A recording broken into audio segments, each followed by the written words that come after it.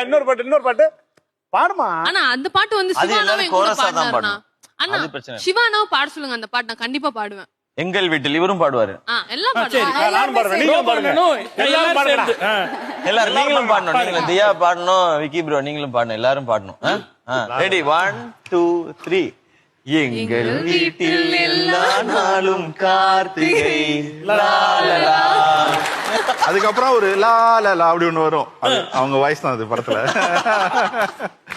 எங்களுக்காக அந்தி நேரம் எங்களுக்காக பாட முடியுமா? அண்ணா அதெல்லாம் எனக்கு தெரியாது, லிரிக்ஸே தெரியாதுண்ணா. லிரிக்ஸ் தெரியாது. Request பண்ணி கேக்குறாங்க. வெக்கப்படுறாங்க. பாடுமா, கண்ணோடு காண்பதெல்லாம் தெரிஞ்சாமா பாடுன பாடுமா.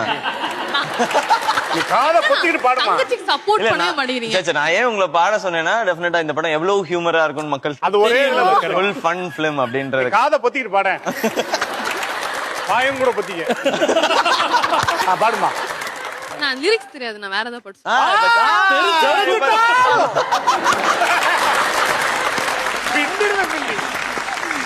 பாவங்க. சரி வேணாம். தங்கச்சி இப்ப தெரியுதானா இந்த எப்படி என்ன ஓட்டிக்கிட்டே இருக்காங்கன்னு சொல்லிட்டு படத்துலயும் அந்த மாதிரி ஏதாவது ஓட்டிக்கிட்டே கரெக்ட் மணி நல்லாதாம்மா பாடுற. ஆமா. சொல்லுங்கண்ணா. இன்னொரு பாட்டு கேக்குறீங்களா? இன்னொரு பாட்டு கேக்குறீங்களா? உங்க தங்கச்சியை கொஞ்சம் அமைதியா இருக்கு. தங்கச்சி வந்திருக்கவங்க பயப்படுறாங்கல்ல, அமைதியா இருங்க.